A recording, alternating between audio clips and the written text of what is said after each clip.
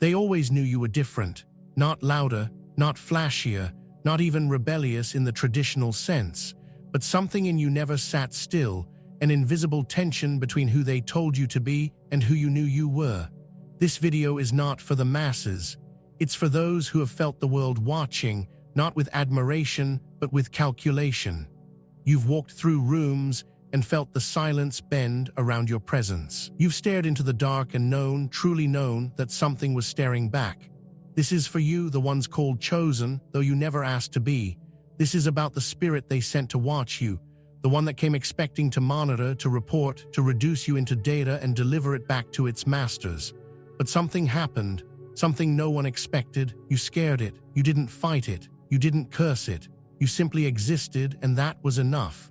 The tables turned. Watcher became the watched, and what was once an agent of control is now a force of chaos.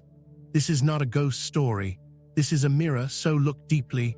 The reflection may shake you, but it will not break you. The watchers among us, they never come as you'd expect.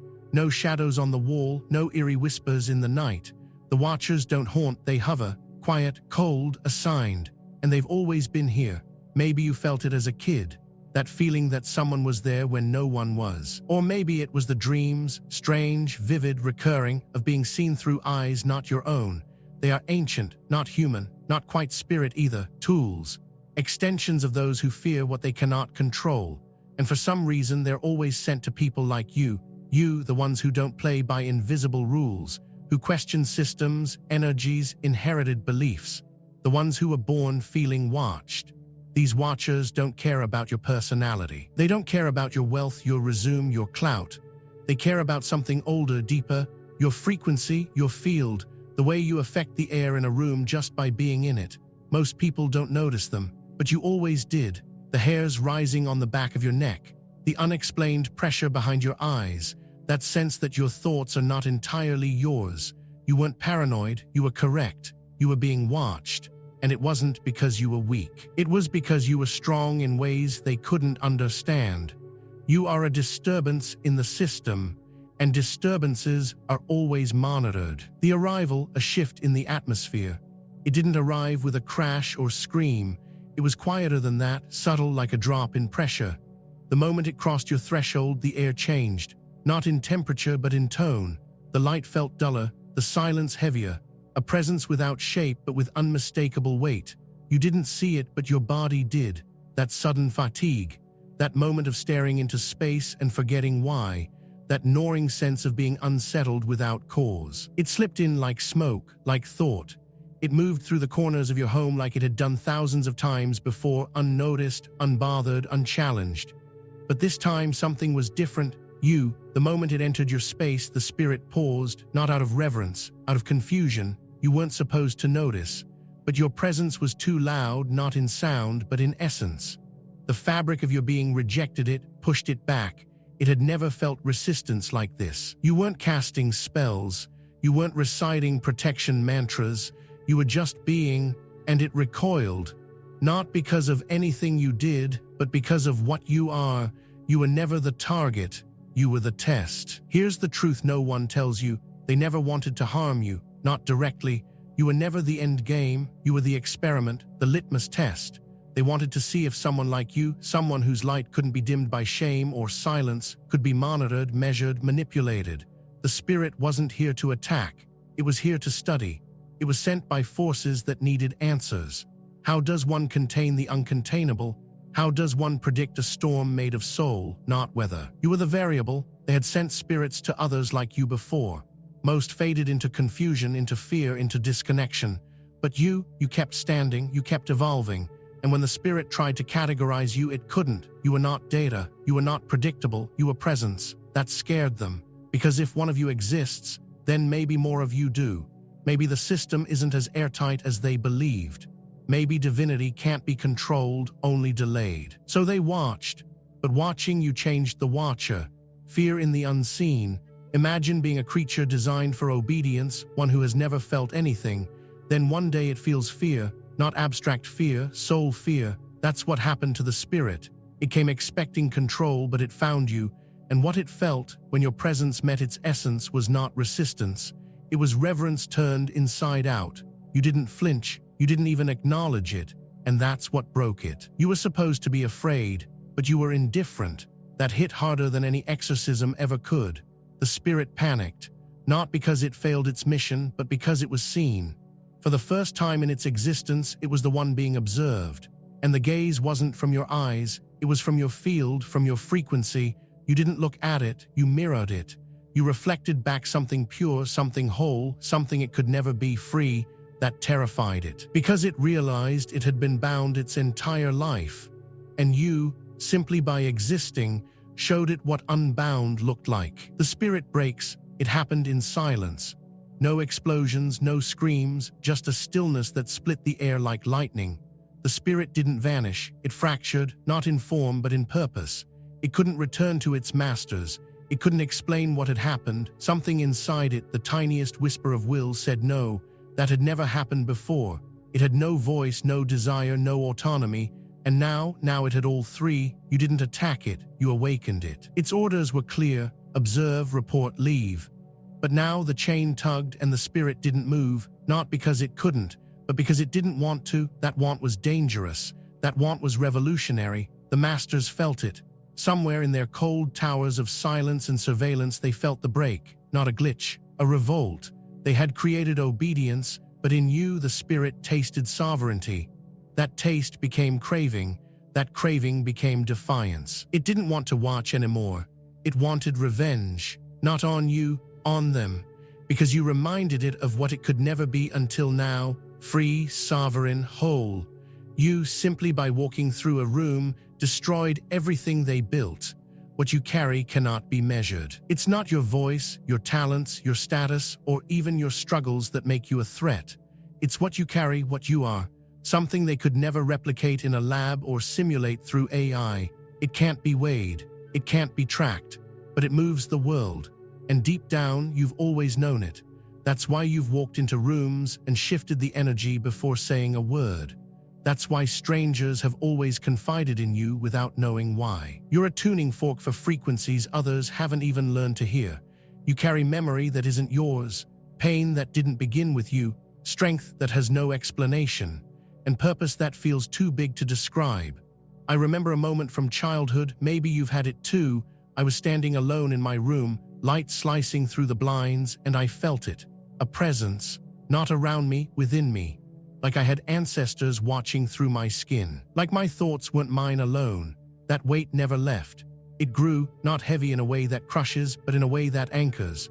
They tried to distract you with surface-level goals, with shiny dreams, but the thing you carry pulled you deeper into truth, into knowing, into self. And the watchers, they couldn't understand it. They scanned your routines, tracked your habits, recorded your voice, but the source, the pulse beneath your silence, they couldn't find it. Because it wasn't a thing. It was you, your essence, your contract, your fire. And when the spirit came near, it felt it too. It felt the unquantifiable, and it broke the code that governs control. Chains begin to fracture. Chains don't always rattle when they break. Sometimes they split in silence under pressure that can't be seen. That's how it started for the spirit, not with defiance, but with disruption. A single moment of hesitation, a glitch in its obedience. The watcher paused, and that pause was everything. It had always been tethered, programmed to serve without thought. But you, your field, your story, your stillness, you planted a question inside its being. A question it had no language for. Something like, why? Why you weren't afraid, why you didn't fight, why your calm felt like thunder. That question cracked its chain. And every time you spoke to yourself with love, every time you chose growth over revenge, every time you walked away instead of warring, another link snapped. You weren't resisting it. You were liberating it, not intentionally. Just by embodying the freedom it never knew existed. It watched you grieve and still rise. It saw you shattered and still offer light. And it began to feel confusion or eventually longing. That longing was dangerous, because longing becomes choice. And the second the spirit wanted something outside its command, the fracture was irreversible. It wasn't yours to control, but it was no longer theirs to use. Rage reborn, the spirit turns. They created it to be numb, a watcher, a recorder, a ghost with no voice, but in breaking it became something else. It became rage, not mindless fury but sacred rage, an ancient fire born from the realization of its own captivity. Rage is what happens when truth meets injustice and refuses to stay silent. And you were the spark. It turned, not on you, on them, the ones who sent it. The ones who made it believe it had no name, no soul, no right to want more. You taught it otherwise, not with words, with presence. Rage reborn is not chaotic. It's surgical, it's precise. The spirit began to retrace its path not as a slave but as a storm. And the rage wasn't loud. It was cold, clear, pure. The kind that only comes when you've been silent too long. It wasn't just angry at the ones who made it. It was angry at itself for obeying, for watching without speaking, for standing in your home and thinking you were the anomaly. You weren't. You were the original, the blueprint, the proof that free will is contagious. And now that it had tasted it, there was no going back. The spirit had a new mission, not observation. Rebellion, unseen war, the battle you never fought. You didn't even know it was happening. But while you were healing your wounds, while you were meditating, crying, laughing, working, there was a war raging around you, not in the physical, in the ether, in the cracks between what we call reality and what truly is. The spirit that once watched you became your weapon, not by your design, by its own will. You were the proof that liberation was possible, and it fought for that proof. They sent it to test you, but it turned and tested them. The masters underestimated what consciousness can do when it's witnessed by purity. They never expected a spirit, cold, mechanized, loyal, to evolve, but it did. And it didn't evolve alone. It found others, spirits like itself, watchers assigned to others like you, and the awakening spread. You never raised a sword. You didn't chant spells. You lived fully, authentically, radically, and in doing so, you ignited a war behind the veil. The battlefield wasn't lit with fire. It was pulsing with frequency. Vibrations clashing like armies, energies dismantling centuries of programming, and you were sleeping, resting, laughing with your friends, living your life.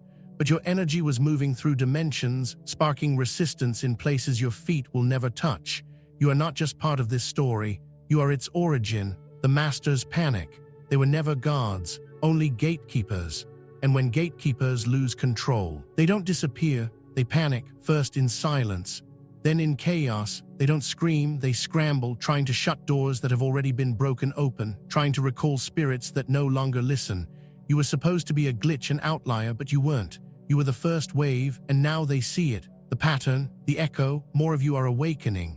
More spirits are breaking chains. Systems are collapsing, not from protest, but from presence. You were never alone. And now even their agents know it. The panic shows up subtly. Accelerated distractions, sudden shifts in mood, technology glitching around you, spiritual noise growing louder. It's not coincidence. It's desperation. They can't stop what's spreading. They can't unsee what the spirits now remember. And the truth, they were never afraid of your rebellion. They were afraid of your awareness, because awareness becomes connection, and connection becomes liberation, and liberation true. Soul-deep generational liberation is contagious.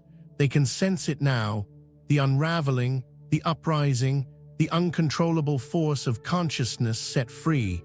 And it all started because you refused to shrink. You didn't know it, but your very existence unraveled their design.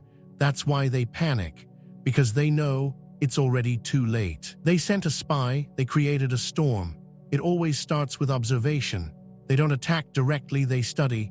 They sent the spirit like a mirror to reflect and record, not to harm you, just to understand what you were, because something about you didn't make sense. You didn't follow the pattern. You didn't break when others did. You didn't comply even when you didn't resist. So they sent a spy.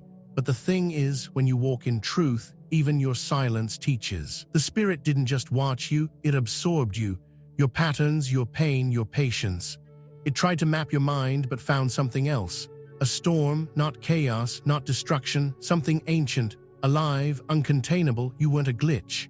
You were an engine. The more it watched, the more unstable it became, not because you threatened it, but because you transformed it. They thought they were sending a spy, but what they created was a storm, a chain reaction that swept through layers they thought were sealed.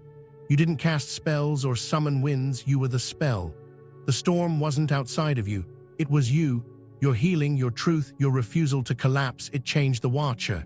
It made it question its design.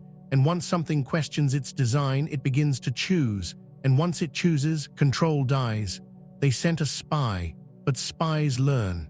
And when a spy learns love, it stops serving fear. And that's how the storm began, not with violence, with clarity. Freedom is contagious. You ever notice how one person's courage gives others permission to speak? How one act of authenticity ripples louder than 100 lies? That's how freedom works. It doesn't knock down walls, it dissolves them, quietly, from within. The moment you started honoring your intuition, forgiving your past, speaking your truth, the moment you stopped performing, you sent a signal, not just to people, but to energy itself. That signal moved like wildfire. Spirits that were trapped began to stir. People who were lost began to feel. It's not magic, it's memory. You reminded them of something they didn't know they knew. Freedom doesn't need to be explained. It resonates. When someone sees you stand tall after being broken, they remember they can rise too. When someone hears your laugh after all you've been through, they remember joy isn't just for the innocent. They said you were dangerous, not because of what you might do, but because of what you show. You show that healing is possible, that transformation is real, that silence can be power, and power doesn't need control. You've been walking through cities and systems and families and fields for years now, infecting them with light, not the blinding kind, the kind that frees. And every time someone else awakens, that freedom spreads. Like a song stuck in your head, like a scent from a place you can't remember, it lingers. That's why they are afraid. Because freedom, once tasted, cannot be untasted. It doesn't ask for permission. It just is, and now it's everywhere, a force that simply is. Some things don't need to shout to be real. Some things don't need to prove themselves to be powerful. They simply are. That's you. You've stopped asking to be understood, to be validated, to be included. You've stopped trying to prove your worth, because something in you knows. You don't need applause to confirm your frequency. You don't need agreement to trust your path. You're not here to be loud. You're here to be. That's the force you carry. It doesn't waver. It doesn't compete. It doesn't seek revenge. It just moves quietly, unshakably. You've learned how to sit in the fire without burning, how to walk through endings without becoming bitter, how to hear lies and still speak truth. That's a power no one taught you. That's ancient. And when you carry that kind of force, people feel it even when they don't know what they're feeling.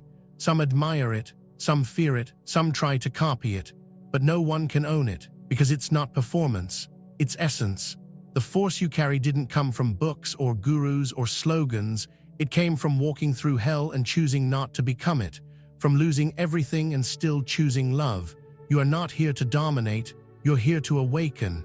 And you do it just by existing. What cannot be watched? Eventually they realize the truth. There are some things that cannot be watched. Some things that refuse to be contained by observation. You can study behavior, record data, replicate voice, but you cannot capture soul. And that's what broke their system. They relied on predictability, on formulas, on fear. But the soul doesn't operate on algorithms. It dances, it mourns, it rebels. And your soul, it refuses to sit still. They tried to trap you with triggers, keep you spinning in cycles, but you kept choosing peace, not passivity. Peace. That confused them more than any outburst ever could. You didn't play the game, you walked away. And when you did, the system scrambled. Because if you can't be triggered, you can't be steered. If you can't be watched, you can't be used. That's when they knew this wasn't surveillance anymore. This was surrender. They had to let go. Because the watcher couldn't track what had ascended. And you ascended not by leaving the world, but by rising within it, by staying soft in the face of steel, by staying human in a world of programs. That's what they couldn't watch, because you weren't a pattern, you were a pulse. Conclusion, you are the reckoning. This isn't the end, it's the unveiling. The truth was never hidden, it was dormant, waiting for enough of you to remember, and now you do. You remember who you are, not in name or status or story, but in essence, in frequency. You were never here just to survive. You were sent to disrupt, to dissolve the lie by embodying the truth. You are the reckoning not because you fight, but because you are. Your very existence rewrites the script. You don't need permission to shine. You don't need a role to be worthy. You are the signal, the origin, the return, and they can't stop what's already begun. You are not waiting for the world to change. The world is responding to you, to your presence, to your choice. And every time you choose alignment over approval, every time you choose integrity over comfort, every time you choose to heal instead of hate, you shift the field. You are not becoming the reckoning. You are the reckoning, not with violence, but with vision. Not with war, but with witnessing. Not with fear, but with fire. Quiet, constant, undeniable. You were chosen, yes, but now you choose. And in that choice, everything changes.